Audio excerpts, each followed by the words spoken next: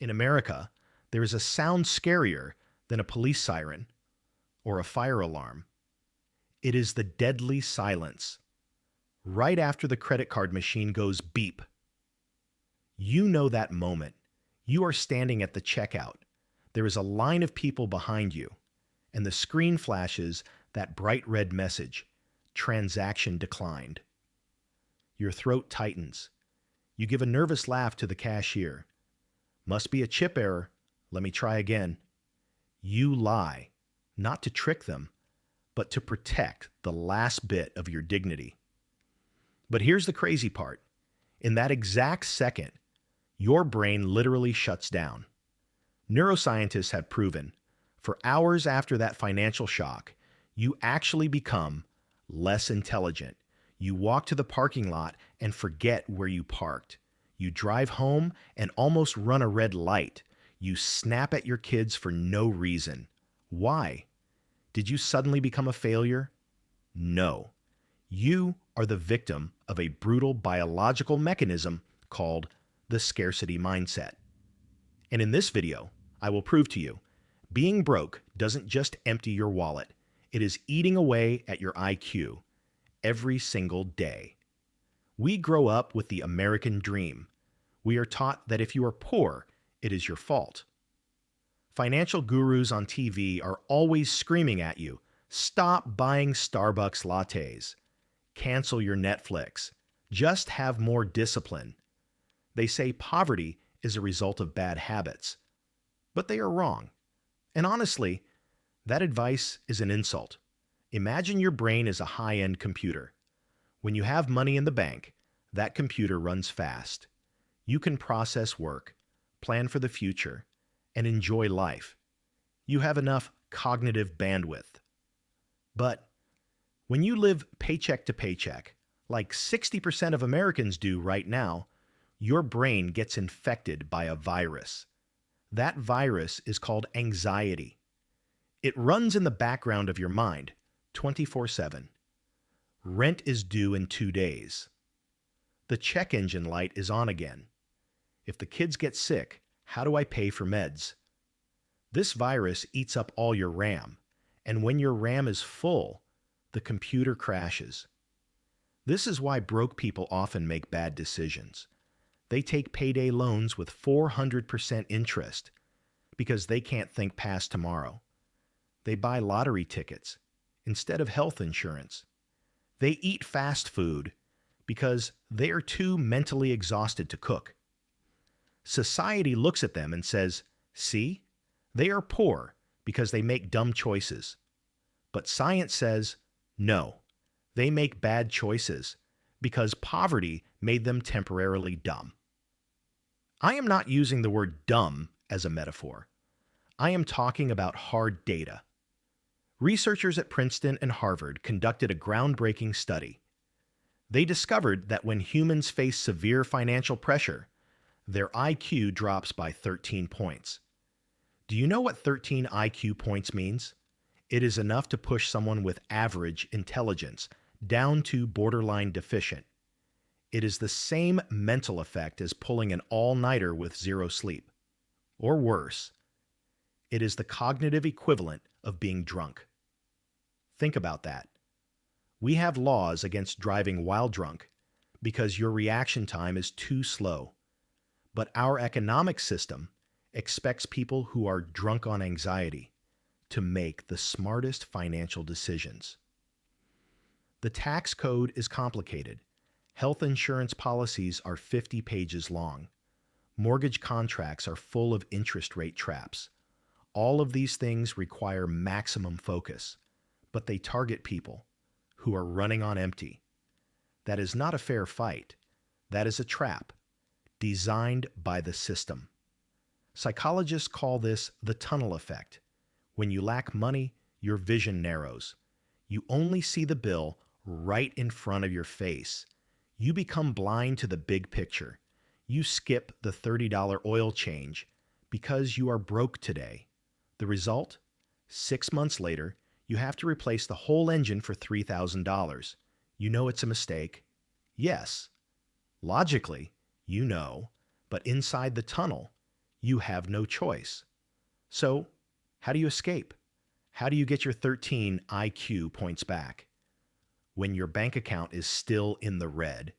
The answer is not make more money immediately.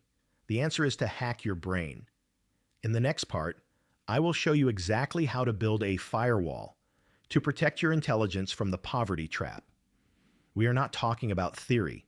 We are talking about survival tactics. Let me tell you the biggest difference between a millionaire and a broke person. It is not just the number in their bank account. It is the number of decisions they have to make every day. We often see billionaires like Mark Zuckerberg wearing the same t-shirt every day. Why?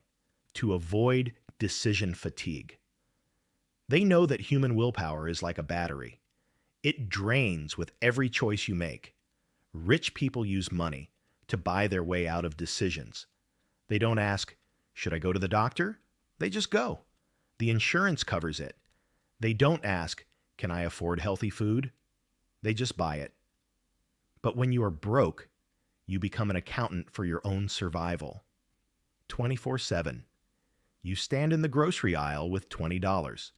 Your brain has to calculate beef or chicken, fresh vegetables or frozen. If I buy this milk, do I have enough gas money for Monday? Every single question is a cut to your mental battery. By 5 p.m., your battery is dead. And that is why, when you get home, you see the dirty dishes, and you ignore them. You order pizza, even though you can't afford it. You binge watch TV instead of learning a new skill. You're not lazy. You are cognitively exhausted. In America, being poor is expensive, not just financially, but mentally. I call this the cognitive tax. Let's look at the healthcare system. For a wealthy person, a doctor's visit is just an appointment. For a broke person, it is a terrifying math problem. You have to check your deductible. You have to worry about co-pays. You are scared of surprise billing. So what happens? The scarcity mindset kicks in. You decide to skip the doctor to save $100 today. And 6 months later, that small pain becomes a major surgery costing $50,000.